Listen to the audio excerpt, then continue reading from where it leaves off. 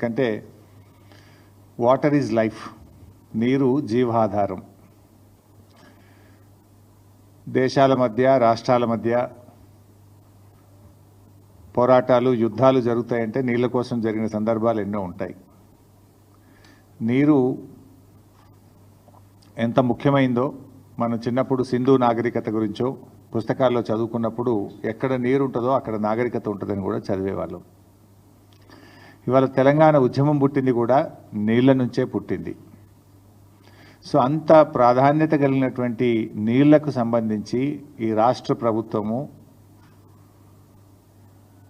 గుడ్లప్పగిచ్చి చూస్తూ రాష్ట్ర ప్రయోజనాలు తీవ్రంగా దెబ్బతింటుంటే, రాష్ట్రానికి తీరని నష్టం జరగబోతుంటే ఈ రాష్ట్ర ప్రభుత్వం పూర్తిగా విఫలం చెందుతూ ఉంది. అందువల్ల అట్లాంటి ఒక ప్రధానమైనటువంటి అంశం మీద ఈరోజు మేము మాట్లాడాలనుకుంటా ఉన్నాం. ఇలా కాంగ్రెస్ ప్రభుత్వం అధికారంలోకి వచ్చిన తర్వాత రాష్ట్ర సాగునీటి ప్రయోజనాలు కాపాడడంలో పూర్తిగా విఫలం చెందింది రేవంత్ రెడ్డి ప్రభుత్వం. నాడు సమైక్య ఆంధ్రప్రదేశ్లో సీమాంధ్ర నాయకుల వల్ల తెలంగాణ ప్రాంతానికి తీవ్రమైన నష్టం జరిగింది. నేడు స్వరాష్ట్రంలో కాంగ్రెస్ పాలకుల వల్ల, కాంగ్రెస్ నాయకుల రూపంలో ఈ రాష్ట్రానికి తీవ్రమైన నష్టం వాటిల్తా ఉంది. ఉమ్మడి పాలనలో కొనసాగిన జలదోపిడి నేడు కాంగ్రెస్ పాలనలో కూడా మళ్ళీ మొదలైంది. ఆనాడు ఉమ్మడి రాష్ట్రంలో కూడా ఇదే తెలంగాణ కాంగ్రెస్ నాయకుల చేతగాంతనం వల్ల, ఇదే తెలంగాణ కాంగ్రెస్ పార్టీ నాయకుల యొక్క పదవుల కోసం పెదవులు మూసిన తీరు వల్ల ఆనాడు స్వరాష్ట్రంలో తీవ్రమైన నష్టం జరిగింది.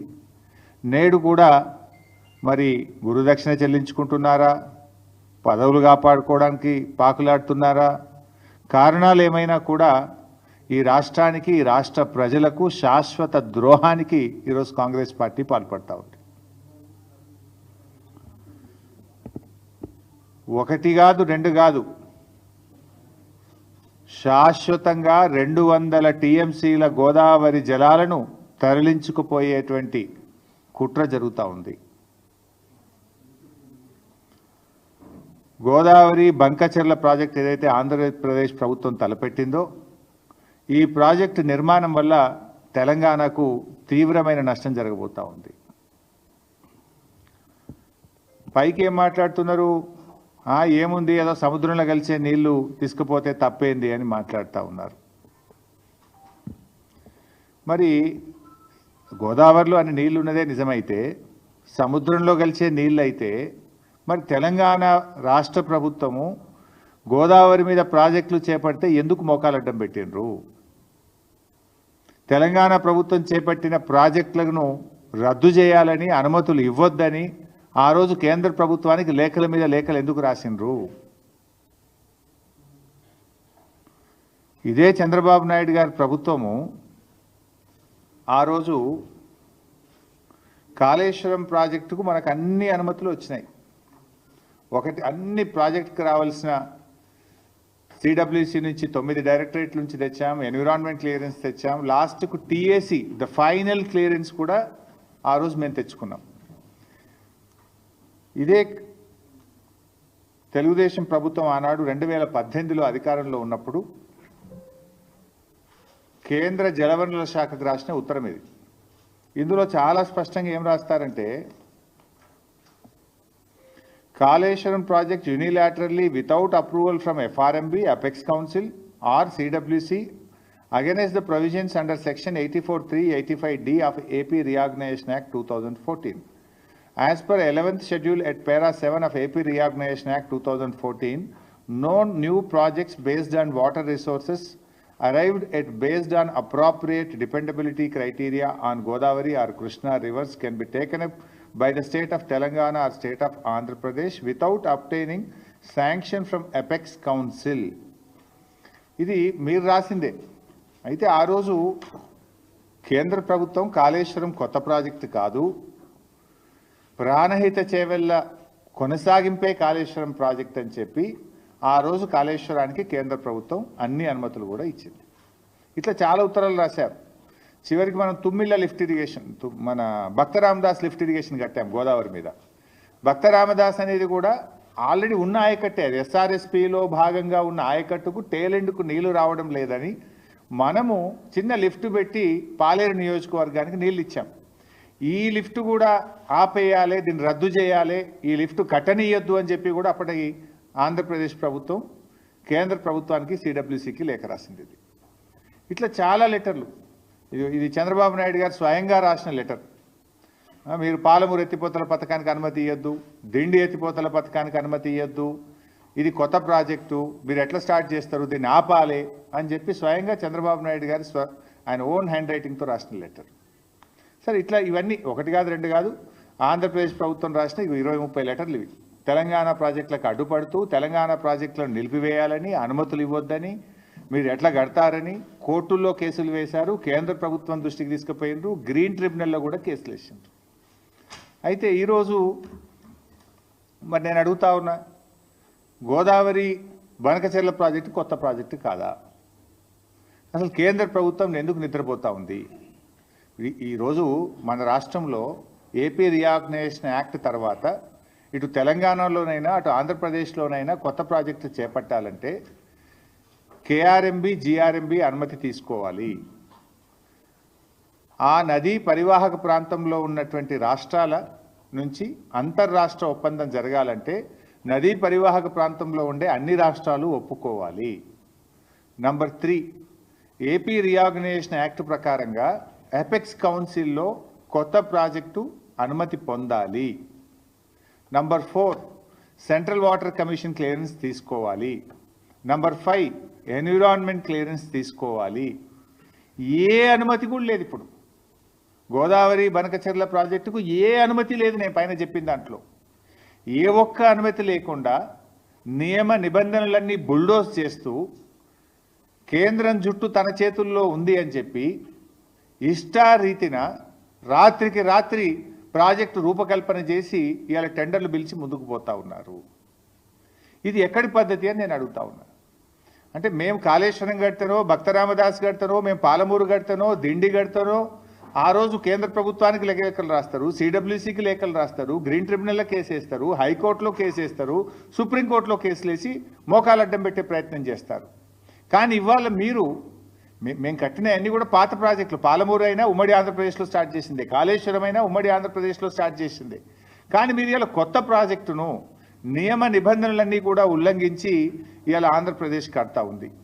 ఇది జరుగుతూ ఉంటే మరి మన ముఖ్యమంత్రి గారు పోయినసారి అసెంబ్లీలో మాట్లాడిన రేవంత్ రెడ్డి, బడ్జెట్లో మనకు గుండు సున్నా పెట్టినరు, మన ప్రాజెక్టులకు అనుమతిస్తలేరు, మనకు ఏమీ రావడం లేదు, నేను నీతి ఆయోగ్ మీటింగ్ను బైకాట్ చేస్తున్నా అని చెప్పి అసెంబ్లీలో చెప్పిండు. ఏమిచ్చిండ్రు? నువ్వు కట్టమన్న మూసీ సుందరీకరణకు ఇదివరకు డిఫెన్స్ ల్యాండ్ రాలే, మూసీ సుందరీకరణ ప్రాజెక్టుకు ఇప్పటికీ అదేది వరల్డ్ బ్యాంక్ నుంచి అప్పు తెస్తామంటే ఫైల్ రిటర్న్ కొట్టినరు. ఏది నీ మెట్రో రైలుకి ఇంతవరకు అనుమతి వచ్చింది లేదు. నువ్వు ఆ రోజు బడ్జెట్లో అయితే గుండు సున్నా, నువ్వే నీతి ఆయోగ్ మీటింగ్ బహిష్కరిస్తా అన్నాడు.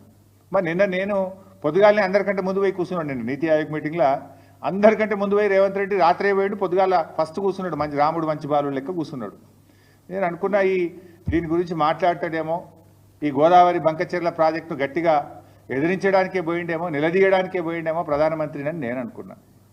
కానీ చూస్తే అసలు ఈ ప్రాజెక్టు గురించి మాట్లాడిన సందర్భం కూడా లేదు. ప్రధానమంత్రిని వ్యక్తిగతంగా కలిసి కూడా ప్రెస్ నోట్ రిలీజ్ చేస్తే దీని మీద మాట్లాడిన పరిస్థితి లేదు. ఏం జరుగుతూ ఉంది? రేవంత్ రెడ్డి మాట్లాడాడు, ఉత్తమ్ కుమార్ రెడ్డి అయితే అసలే మాట్లాడాడు. ఏం చేస్తున్నాడు? నీటిపారుదల శాఖ మంత్రి ఏం చేస్తున్నట్టు, ముఖ్యమంత్రి ఏం చేస్తున్నట్టు, ఈ రాష్ట్రానికి ఇంత తీవ్రమని నష్టం జరగబోతూ ఉంటే ఎందుకు స్పందించరు? ఇవాళ మనకు గోదావరిలో 959 టీఎంసీల నీళ్లను బచావత్ ట్రిబ్యునల్ మన రాష్ట్రానికి ముఖ్యంగా తెలంగాణ ప్రాంతానికి కేటాయించింది. మరి ఆ 959 టీఎంసీలను మనం వాడుకోవాలి కదా. ఇవాళ పైకి ఏం మాట్లాడుతున్నారు? లేదా ఇవి సముద్రంలో కలిసే నీళ్ళు అంటున్నారు. సముద్రంలో కలిసే నీళ్లు కావివి. తెలంగాణ రాష్ట్రం వాటిని వాడుకోలేదు కనుక, పూర్తి స్థాయి వినియోగంలోకి తేలేదు కనుక ఆ నీళ్లు కిందికి ప్రవహిస్తూ ఉన్నాయి. రేపు తెలంగాణ 959 టీఎంసీలు పూర్తిగా వినియోగించుకుంటే అక్కడ నీళ్లు ఉండవు. దీని వెనుక ఉన్న కుట్ర ఏంది? ఇవాళ ఇప్పటికే ఆంధ్రప్రదేశ్ గోదావరి నది మీద ట్రిబ్యునల్ వేయాలని చెప్పి సెక్షన్ 3 కింద కేంద్ర ప్రభుత్వానికి కంప్లైంట్ చేసింది. సో గోదావరి ట్రిబ్యునల్ వచ్చే లోపే ఈ బనకచెర్ల ప్రాజెక్టును త్వరితగతిన నిర్మించి, ఆల్రెడీ ప్రజాధనం ఖర్చు అయిపోయింది, ఆల్రెడీ మేము ఖర్చు పెట్టేసినాము, దీనికి నీళ్లు కేటాయించండి అని చెప్పి ట్రిబ్యునల్ ద్వారా నీళ్లు తీసుకోవడానికి ఒక పథకం ప్రకారంగా జరుగుతున్న కుట్ర ఇది. ఎట్లా సాధ్యమైతే చెప్పండి? నిజంగా 959 నువ్వు పూర్తిగా వినియోగించుకున్నప్పుడు అప్పుడు నీళ్లు కిందికి పోతే దాన్ని లెక్క తేల్చాలి, దానికి సిడబ్ల్యూసీ ఉంది, హైడ్రాలజీ ఉంది, అన్ని క్లియరెన్స్లు తేవాలి కదా. ఏ క్లియరెన్స్లు లేకుండా వాళ్ళు కడుతూ పోతుంటే ఎందుకు రాష్ట్ర ప్రభుత్వం మౌనంగా ఉన్నది? ఎందుకు రాష్ట్ర ప్రభుత్వం దాన్ని అడ్డుకోలేకపోతున్నది? There are many forums. నిన్న నీతి ఆయోగ్లో రేవంత్ రెడ్డి ఎందుకు ప్రశ్నించలేదు నేను అడుగుతా ఉన్నా. ఇంకా బాధ కలిగే అంశం ఏంది? 8 ఎంపీలు కాంగ్రెస్ గెలిచే, 8 ఎంపీలు బీజేపీ గెలిచే. 16 ఎంపీలు గెలిస్తే ఏం లాభం ఈరోజు రాష్ట్రానికి? బడ్జెట్లో ఏమి రాదు. మన నీళ్లను కూడా తీసుకుపోతా ఉంటే బీజేపీ ఎంపీలు మాట్లాడరు, నా కాంగ్రెస్ ఎంపీలు మాట్లాడరు. పార్లమెంట్ను స్తంభింపజేయాలి కదా. ఏం చేస్తున్నట్టు బీజేపీ ఎంపీలు, కాంగ్రెస్ ఎంపీలు? ఎవరికి కూడా బాధ్యత లేదా? ఒకరు రాష్ట్రంలో అధికారంలో ఉన్నారు, ఇంకొకరు కేంద్రంలో అధికారంలో ఉన్నారు.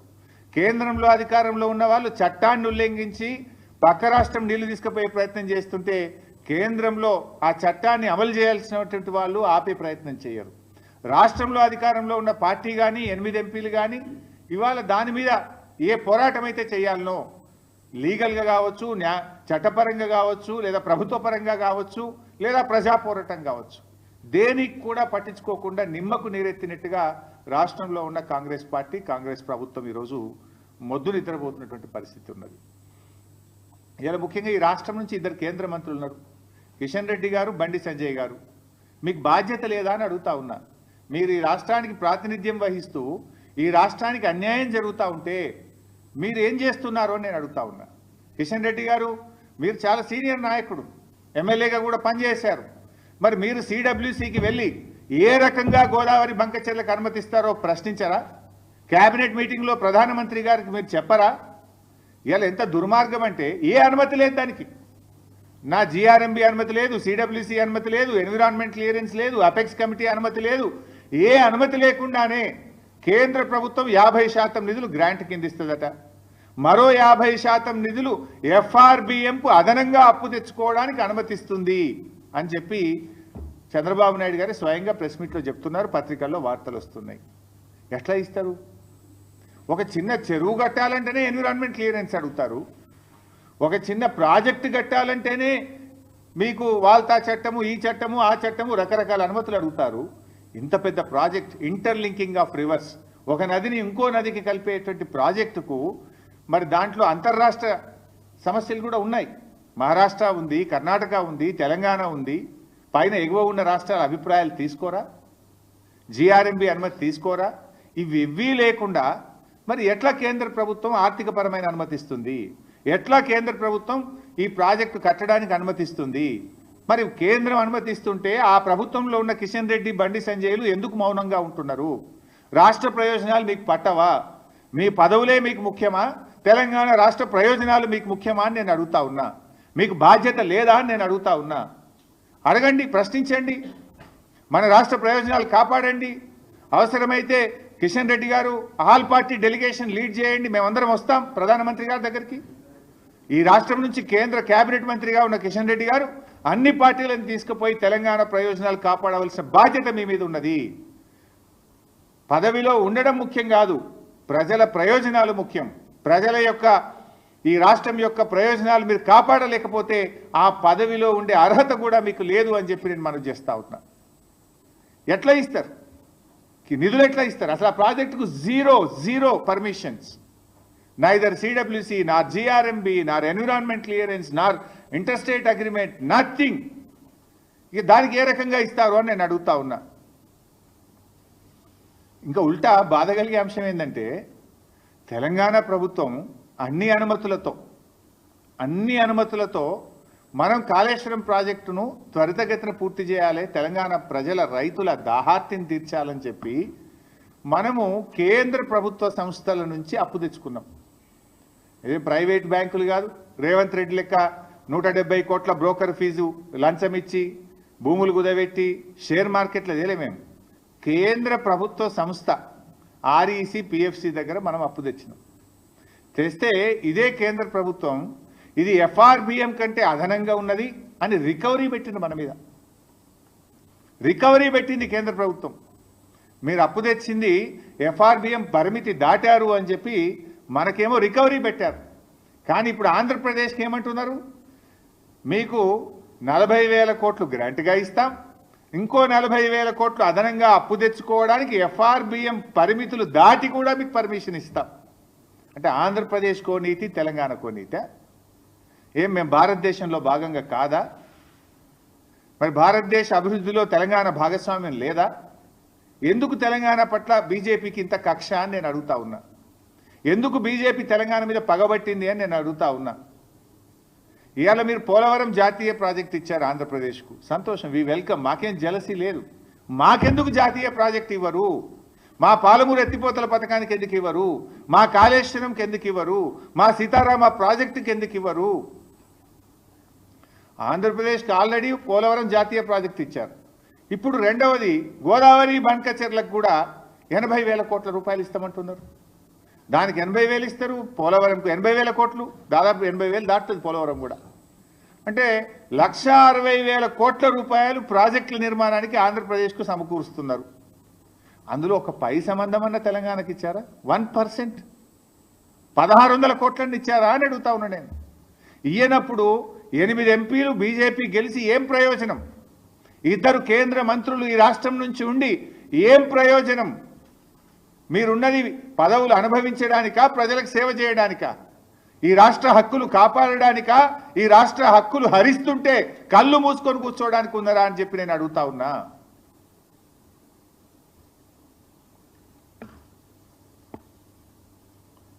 ఇలా బీజేపీ తెలంగాణకు ద్రోహం చేస్తూ ఉంది. ఇది తీవ్రమైన ద్రోహం. అరే మా ప్రాజెక్టులకు ఇప్పటికీ అనుమతులు ఇయ్యరు. మా సమ్మక్క సాగర్ ఇప్పటికీ ఇంకా అనుమతులు రాలేదు. మా పాలమూరు డిపిఆర్ను రిటర్న్ పంపించిండ్రు. మా దిండి ప్రాజెక్టుకు అనుమతులు ఇయ్యరు. మా ఏమో అనుమతులు ఇయ్యరు. పక్క రాష్ట్రానికి అనుమతులు లేకుండా నిధుల వర్షాన్ని కురిపిస్తున్నారు, కనక వర్షాన్ని కురిపిస్తున్నారు. ఏ అనుమతులు లేకున్నా కూడా నిధులు ఇస్తాం, ప్రాజెక్టులు కట్టండి అంటున్నారు. ఇది ఎక్కడి నీతి?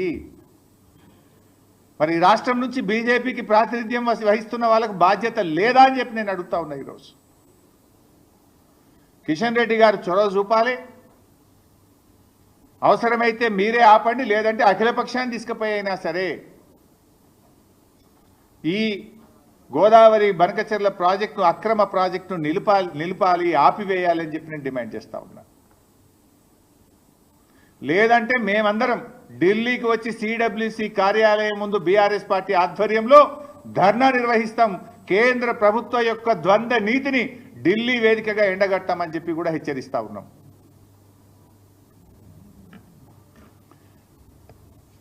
ఇవాళ కేసీఆర్ గారు చాలా ముందు చూపుతో ఆనాడు గోదావరి ట్రిబ్యునల్ వచ్చే ప్రమాదం ఉంది, కృష్ణాలో మనకు ఎక్కువ షేర్ వస్తుంది కనుక కృష్ణాలో మనకు స్కోప్ ఎక్కువ ఉందని 9 ఏళ్లు పోరాడి సుప్రీంకోర్టు మెట్లెక్కి కేసీఆర్ గారు సెక్షన్ 3ని కొత్త ట్రిబ్యునల్ను కృష్ణానది మీద సాధించారు. ఎందుకు? అక్కడ మనకు పరివాహక ప్రాంతం ఎక్కువ ఉంది, మనకు నీటి వాటా పెరుగుతుందని చెప్పి మేము సాధించినాం. ఆ రోజు గోదావరి మీద కూడా ఏదో ఒక రోజు ట్రిబ్యునల్ వస్తుందని ముందు చూపుతోని కేసీఆర్ గారు ఇవాళ ప్రాణహిత చేవెళ్ళకి ఆ రోజు 160 టీఎంసీలు ఉంటే కాళేశ్వరం ప్రాజెక్టుకు 240 టీఎంసీల నీటి కేటాయింపులు చేసినాం. దేవాదులకు 38 టీఎంసీలు ఉంటే 60 టీఎంసీల నీటి కేటాయింపులు చేశాం. సీతమ్మ సాగర్కు 67 టీఎంసీలు నీళ్లు కేటాయించాం. సమ్మక్క సాగర్కు 47 టీఎంసీలు కేటాయించాం. చెనాక కొరాటాకు 5 టీఎంసీలు, వార్ధా ప్రాజెక్టు తమ్మిడిహట్టి దగ్గర 20 టీఎంసీలు. ఇట్లా ఆ 969 టీఎంసీల మనకు నీటి కేటాయింపుల్లో దాదాపు 950 టీఎంసీలకు నీళ్లు కేటాయించి ప్రాజెక్టులను ప్రారంభించుకున్నాం. కొన్ని పూర్తి చేసుకున్నాం, కొన్ని ప్రాసెస్లో ఉన్నాయి. దాన్ని మీరు కొనసాగించి హక్కును కాపాడతారా? ఇవాళ నీవు ప్రాజెక్టు పూర్తి చేయలేదు, నువ్వు పూర్తిగా నీళ్లు వాడతలేవు కనుక నీళ్ళు కిందికి పోతున్నాయి. రేపేమంటారు ట్రిబ్యునల్ వచ్చినప్పుడు? అరే గన్ని 100,000 కోట్లు 80,000 కోట్లు పెట్టి కట్టింది కదా, ఆ ప్రాజెక్టును మూలకు పెడతామా? ప్రజాధనం వృధా అవుతుంది కదా, నేషనల్ వేస్ట్ కదా అని రేపు నీళ్ళు కేటాయిస్తారు కదా. ఇది ఒక కుట్ర, ఇది ఒక పథకం ప్రకారంగా జరుగుతుంది. మరి అన్ని నీళ్లు ఉన్నాయి, సముద్రంలో కలుస్తున్నాయి నిజమే అయితే చంద్రబాబు నాయుడు గారు ఆ రోజు కాళేశ్వరం ప్రాజెక్టు అనుమతులు ఎందుకు రద్దు చేయమన్నాడు? ఆ రోజు భక్త రామదాస్ ప్రాజెక్టు అనుమతులు ఎందుకు రద్దు చేయమన్నాడు? దీనికి సమాధానం చెప్పాలి కదా. నీళ్ళు బాగున్నాయి అంటున్నావు కదా, ఉంటే మరి ఆ రోజు ఎందుకు ఆపమని లెటర్లు రాసినావు? అంటే ఇది ఒక కుట్ర. ఇప్పటికైనా రాష్ట్ర ప్రభుత్వం మేల్కోవాలని చెప్పి కూడా నేను విన్నవిస్తా ఉన్నా. ఎందుకంటే అవి వరద జలాలు కాదు, తెలంగాణ రాష్ట్ర ప్రభుత్వం పూర్తి స్థాయిలో వినియోగించకపోవడం వల్ల కిందికి పోతున్నటువంటి జలాలు అవి. ఇకపోతే మరొక విషయంలో బీజేపీ తెలంగాణకు ద్రోహం చేస్తూ ఉంది. ఇప్పుడు బచావత్ ట్రిబ్యునల్, గోదావరి ట్రిబ్యునల్ ఒక అవార్డు ఇచ్చింది. పోలవరం ద్వారా 80 టీఎంసీల నీళ్లను మళ్లించినట్టయితే, ఏది కృష్ణా పరివాహక ప్రాంతానికి మళ్లించినట్టయితే ఆ 80 టీఎంసీలు పైన ఎగువన ఉన్న రాష్ట్రాలకు చెందుతాయి అని స్పష్టంగా బచావత్ అవార్డు ఇచ్చింది. బచావత్ అవార్డు అనేది భగవద్గీత ఈ దేశంలో, అది సుప్రీంకోర్టు కూడా దాంట్లో ఇంటర్ఫియర్ కాదు, అది భగవద్గీత లాంటిది. ఆ బచావత్ అవార్డు ఏం చెప్పిందంటే ఆ 80 టీఎంసీల్లో తెలంగాణకు 45 టీఎంసీలు, అదేవిధంగా కర్ణాటకకు 25 టీఎంసీలు, మహారాష్ట్రకు 14 టీఎంసీలు అని చెప్పింది. ఆ బచావత్ అవార్డు ప్రకారం కర్ణాటక అప్లై చేసింది సిడబ్ల్యూసీకి. ఇక వాళ్ళు ఆంధ్రప్రదేశ్ వాళ్ళు పట్టిసీమ పెట్టి నీళ్లు డైవర్ట్ చేసిండ్రు, మాకు 25 టీఎంసీలు ఇవ్వండి అంటే అప్పర్ భద్రా ప్రాజెక్టుకు 25 టీఎంసీలు కేటాయిస్తూ ఢిల్లీ వాళ్ళు సిడబ్ల్యూసీ అనుమతి ఇచ్చేసింది. అదేవిధంగా మహారాష్ట్ర వాళ్ళు కూడా ఈ 14 టీఎంసీలు మాకు చెందుతాయి, బచావత్ అవార్డు ఇచ్చింది, ఎందుకంటే వాళ్ళు పోలవరంకు నీళ్లు డైవర్ట్ చేసిండ్రు అంటే ఆ 14 టీఎంసీలను అలో చేస్తూ కేంద్ర బీజేపీ ప్రభుత్వం సెంట్రల్ వాటర్ కమిషన్ అనుమతి ఇచ్చింది. అదే పద్ధతిలో తెలంగాణ మనం 45 టీఎంసీలు మాకు దక్కుతాయి, ఓ బచావత్ అవార్డు ఇచ్చింది, ఈ 45 టీఎంసీలు మేము పాలమూరు ఎత్తిపోతల పథకానికి కేటాయించుకుంటున్నాము, దీనికి అనుమతి ఇవ్వండి అంటే డిపిఆర్ వాపసు పంపుతారు. అంటే ఒక అవార్డులో 3 రాష్ట్రాలకు కేటాయించారు, 45 తెలంగాణకు, కర్ణాటకకు 25, మహారాష్ట్రకు 14. కర్ణాటక 25 ఒప్పుకుంటావు, మహారాష్ట్ర 14 ఒప్పుకుంటావు, తెలంగాణ 45 ఎందుకు ఒప్పుకోవు? ఇది బీజేపీకి తెలంగాణ పట్ల ఉన్న వివక్షకు నిదర్శనం, కుట్రకు నిదర్శనం, కక్షకు నిదర్శనం. తెలంగాణకు బీజేపీ చేస్తున్న ద్రోహానికి ఇది ఒక ఉదాహరణ అని చెప్పి నేను మనవి చేస్తా ఉన్నాను. ఇంత దుర్మార్గంగా ఎట్లా వ్యవహరిస్తారు? సో అందువల్ల పాలమూరుకు ఈ డిపిఆర్ ఎందుకు వాపసు పంపారు? అదే బచావత్ ఇంకో మాట చెప్పింది, 90 టీఎంసీల కంటే ఎక్కువ తీసుకుపోయినా కూడా ఇదే నిష్పత్తిలో పై రాష్ట్రాలకు ఈ నీటి వాటాలు కృష్ణానదిలో కేటాయించాలి అని చెప్పిండు. ఇప్పుడు 200 టీఎంసీలు తీసుకుపోతా అంటుండు చంద్రబాబు గారు. 200 తీసుకపోతే బచావత్ ట్రిబ్యునల్ అవార్డు ప్రకారం ఏది 45-21-14 కదా రేషియో, 45 తెలంగాణ, 21 కర్ణాటక, 14 మహారాష్ట్ర. ఆ రేషియో ప్రకారంగా తెలంగాణకు ఎంత రావాలి? 112 టీఎంసీలు రావాలి. ఇప్పుడు కృష్ణాలో ఇంకో 112 అదనంగా రావాలి. 112 ఇవి పాతయి 45 కలిపితే ఎంత అవుతుంది? 147 టీఎంసీలు అవుతుంది. మన దిండికి నికర జలాలు ఇవ్వచ్చు, మన పాలమూరుకు నికర జలాలు ఇవ్వచ్చు, మన కల్వకుర్తికి కూడా నికర జలాలు కేటాయించుకోవచ్చు. మరి ఇది ఎందుకు అడగడు రేవంత్ రెడ్డి? అడగడు ఎందుకు? ప్రశ్నించడు ఎందుకు? ఆ రోజు వెనకట మీ అందరు మీరు కూడా సాక్ష్యం, ఆనాడు పోతిరెడ్డిపాడు పొక్క పెద్దగా చేసి పోరాడింది బీఆర్ఎస్, పోరాడింది ఒక్కడు పీజేఆర్. ఇదే ఉత్తమ్ గిత్తమ్ వీళ్ళంతా పెదవులు మూసుకున్నారు మంత్రులుగా ఉండి. ఆ రోజు పోతిరెడ్డిపాడు పొక్క పెద్దగా చేసి కృష్ణా జలాలను రాయలసీమకు తరలించుకుపోతుంటే హారతులు పట్టింది కాంగ్రెస్ నాయకులే.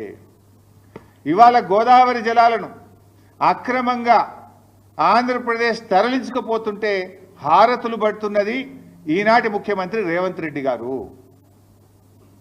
ఇది మీరు తెలంగాణకు చేస్తున్న ద్రోహం. నాడైనా నేడైనా కాంగ్రెస్ తెలంగాణ పాలిట శాపంగా మారింది. ఈ రాష్ట్ర ప్రయోజనాలు కాపాడలేకపోతా ఉన్నారు. అసలు మీరు చూడండి ఒకసారి, ఏడాదినర్థం కాంగ్రెస్ పాలన ఏం సాధించింది? ఒక ప్రాజెక్టు కట్టినరా? ఒక పెండింగ్ ప్రాజెక్ట్ పూర్తి చేసిండ్రా? 1 ఎకరానికి కొత్తగా నీళ్ళు ఇచ్చిండ్రా? చేసిండ్రు. కొన్ని పనులైతే చేసిండ్రు. ఏం చేసిండ్రు? కృష్ణా నది మీద ఉన్న ప్రాజెక్టులను కేఆర్ఎంబీకి అప్పచెప్తూ సంతకాలు అయితే పెట్టి వచ్చిండ్రు. మళ్ళా కేసీఆర్ గర్జిస్తే, బీఆర్ఎస్ పోరాడితే అప్పుడు కళ్ళు తెరిచి లే మేము అప్పచెప్పమని అసెంబ్లీలో తీర్మానం చేసింది. ఇది మీరు చేసిండ్రు. పెద్దవాగ్ కొట్టుకపోయింది, వట్టెం పంప్ హౌస్ మునిగిపోయింది, ఎస్ఎల్బిసి టనల్ కుప్పగూలిపోయింది.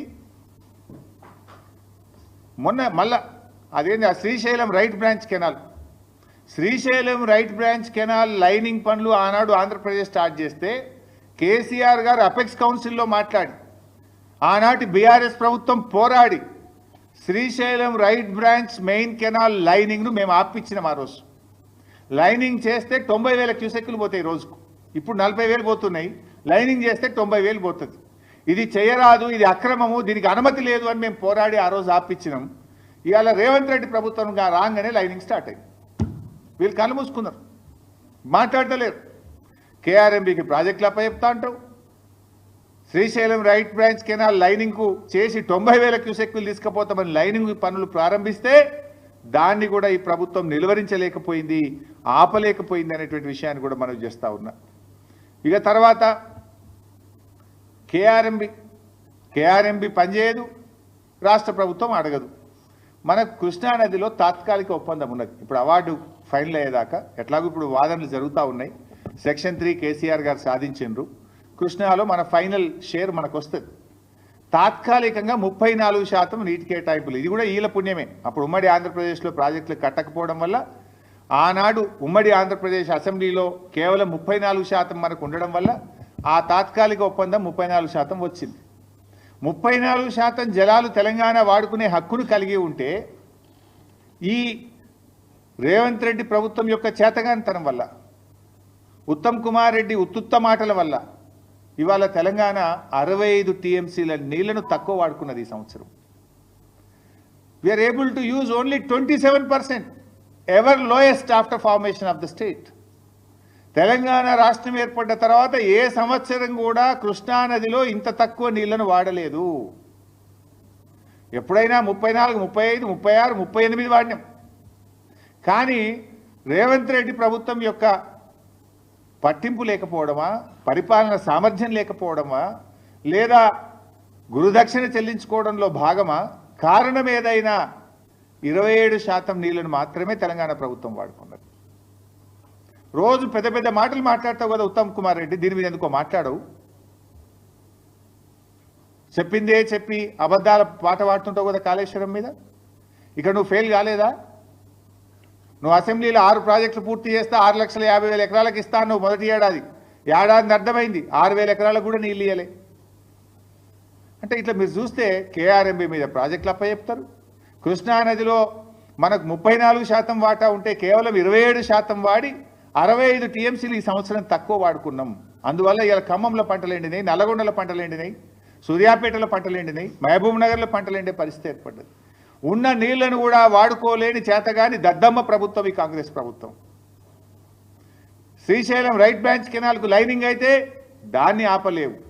ఇప్పుడు గోదావరి బనకచెర్ల స్టార్ట్ చేస్తే దాని మీద కూడా కనీసం నిలువరించలేని పరిస్థితిలో ఉన్నావు. మరి నాకైతే అర్థం కాలే, నీతి ఆయోగ్ ఎందుకు పోయినావు నువ్వు మొన్న అసెంబ్లీలోనే చెప్తివి వీళ్ళు బడ్జెట్లు ఏమి ఇస్తలేరు, మన ప్రాజెక్టులకు అనుమతి ఇస్తలేరు, నేను నీతి ఆయోగ్ బైకాట్ చేస్తున్నా, శాసనసభ అంతా సపోర్ట్ చేయాలంటే మేము కూడా బలాలు కొట్టినాం. అబ్బా ముఖ్యమంత్రి తెలివికి వచ్చిండు, మొదట్లో బడేబాయి చోటబాయి అన్నాడు, బడేబాయి చోటబాయిలో బంధం అర్థమైనట్టుంది, ఇప్పుడు కళ్ళు తెరిచిండు అని నేను అనుకున్నా. మరి నేను ఎందుకు ఉరికినావు? నువ్వు పోయినావు, నువ్వు కనీసం మాట్లాడినావా నీతి ఆయోగ్లా? ఏంది ఏదో అధికారులతో ఉత్తరాలు రాపించి చేతులు దులుపుకోవడం కాదు రేవంత్ రెడ్డి. బీఆర్ఎస్ పార్టీ తరఫున మేము స్పష్టమైన డిమాండ్లు నీ ముందు పెడతా ఉన్నాం. ఏదో నువ్వు పైన అధికారులతో చీఫ్ ఇంజనీర్తో ఉత్తరం రాయించి మేము అపోజ్ చేసినామని చేతులు దులుపుకుంటే ఊరుకోం. మేము అవసరమైతే మా అధ్యక్షుడు కేసీఆర్ గారి ఆలోచన మేరకు పెద్ద ఎత్తున ప్రజా పోరాటానికి బీఆర్ఎస్ పార్టీ సిద్ధమవుతుంది. ఆనాడు జల పోరాటం చేసినాం తెలంగాణ ఉద్యమంలో, నీళ్ల కోసం ఇలా ఉద్యమించింది తెలంగాణ, నీళ్ల కోసం పోరాడింది తెలంగాణ. కానీ తెచ్చుకున్న తెలంగాణలో అప్పనంగా 200 టీఎంసీలు ఇలా ఆంధ్రప్రదేశ్ తీసుకుపోతుంటే ఈ రాష్ట్రంలో అధికారంలో ఉన్న కాంగ్రెస్ ప్రభుత్వం దాన్ని నిలువరించడంలో, దాన్ని ఆపడంలో, రాష్ట్ర ప్రయోజనాలు కాపాడడంలో పూర్తిగా వైఫల్యం చెందింది అని ఎంతో బాధతో నేను చెప్తా ఉన్నా ఈరోజు. అందువల్ల మేము బీఆర్ఎస్ పార్టీ పక్షాన సూటిగా కొన్ని డిమాండ్లు పెడతా ఉన్నాం. రేవంత్ రెడ్డి గారు ఇవాళ ఈ విషయం మీద సీరియస్నెస్, ఈ రాష్ట్రం యొక్క సీరియస్నెస్ కేంద్రానికి తెలవాలంటే, బీజేపీ మీద ఒత్తిడి తేవాలంటే వెంటనే అఖిలపక్ష సమావేశాన్ని పిలవాలని చెప్పి బీఆర్ఎస్ పార్టీ డిమాండ్ చేస్తూ ఉంది.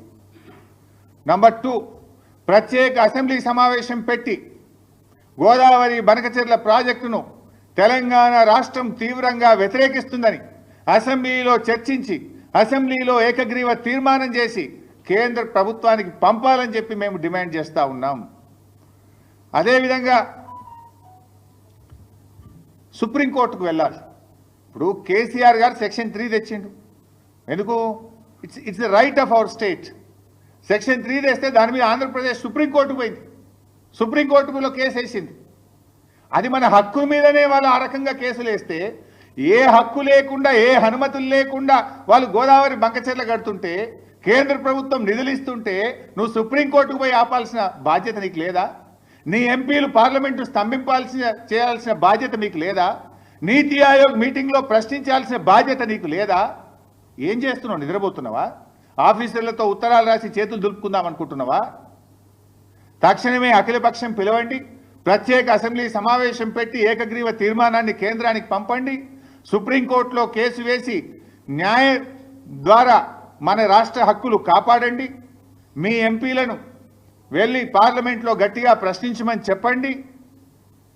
లేదంటే ప్రజలు తెలివైనటువంటి వాళ్ళు, అటు బీజేపీ తన బాధ్యతల్ని కేంద్ర మంత్రులు బీజేపీ నిర్వర్తించకపోయినా, రాష్ట్ర ప్రభుత్వం రాష్ట్ర హక్కులు కాపాడకపోయినా తప్పకుండా ప్రజలు కర్రుగాల్చి వాత పెడతారు, వదిలిపెట్టరు. ప్రజలు చరిత్రహీనులుగా మిగిలిపోతారు. తస్మాత్ జాగ్రత్త అని చెప్పి హెచ్చరిస్తూ, మా ఆవేదన రాజకీయం కాదు, మా ఆవేదన రాష్ట్ర ప్రయోజనాలు కాపాడడం, రాష్ట్ర హక్కులు కాపాడడం. ఏ అనుమతులు లేకుండా రాత్రికి రాత్రి ప్రాజెక్టు పనులు ప్రారంభించబోతుంది, టెండర్లు పిలిచారు ఇప్పటికే. దానికి బీజేపీ ప్రభుత్వం వత్తాసు పలుకుతుంది. ఇప్పటికే ఒక జాతీయ ప్రాజెక్టు ఇవ్వడమే కాక ఈ ప్రాజెక్టుకు మరో 80,000 కోట్ల రూపాయలు కేంద్ర ప్రభుత్వం ఇస్తుంది. తెలంగాణకు 8 పైసలు ఇయ్యరు, మెడికల్ కాలేజ్ ఒకటి ఇయ్యరు, ఒక ప్రాజెక్టుకు రూపాయి ఇయ్యరు. అప్పు తెచ్చుకున్న డబ్బులను రికవరీ పెట్టి రాష్ట్ర ప్రయోజనాలను దెబ్బకొడుతున్నారు. మరి ఈరోజు రాష్ట్ర ప్రజలు ఆలోచిస్తున్నారు. రాష్ట్ర ప్రజల పక్షాన రాష్ట్ర భవిష్యత్తు దృష్ట్యా మేము ఒక బాధ్యత కలిగిన ప్రతిపక్ష పార్టీగా, ప్రజాప్రతినిధులుగా ఇటు కేంద్ర రాష్ట్ర ప్రభుత్వాలకు దృష్టికి తెస్తా ఉన్నాం. రాష్ట్ర ప్రభుత్వం కూడా మొద్దు నిద్ర వీడి తక్షణమే అఖిలపక్షం పిలవాలి, అసెంబ్లీ సమావేశాల్ని పిలవాలి, సుప్రీంకోర్టుకు వెళ్ళి మరి మన రాష్ట్ర హక్కులు కాపాడాలని చెప్పి డిమాండ్ చేస్తున్నాం. Thank you.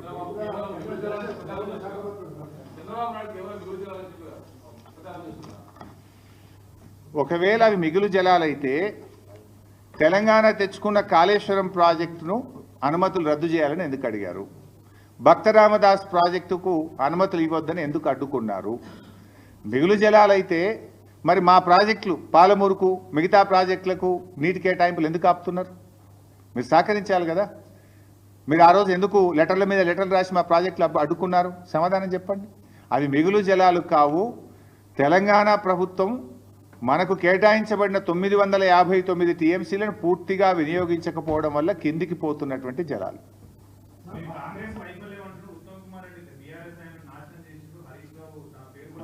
ప్రత్యేక సమావేశాలు అసెంబ్లీలో పెట్టమనండి. ఆల్రెడీ వైట్ పేపర్ పెడితే మూతి వలిగేటట్టు సమాధానం చెప్పిన.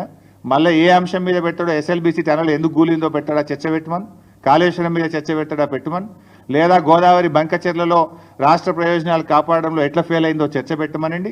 అసెంబ్లీ సాక్షిగా, 3 కోట్ల మంది ప్రజలు చూసే సాక్షిగా, మీ అందరి సాక్షిగా నేను చర్చించడానికి సిద్ధం, సమాధానం చెప్పడానికి సిద్ధంగా ఉన్నా. Thank you. హాయ్ ఎవ్రీవన్, నేను మీ Pavani. Please like, share and subscribe GRTV. Hi, I'm Jyoti Singh. Please like and subscribe GRTV channel.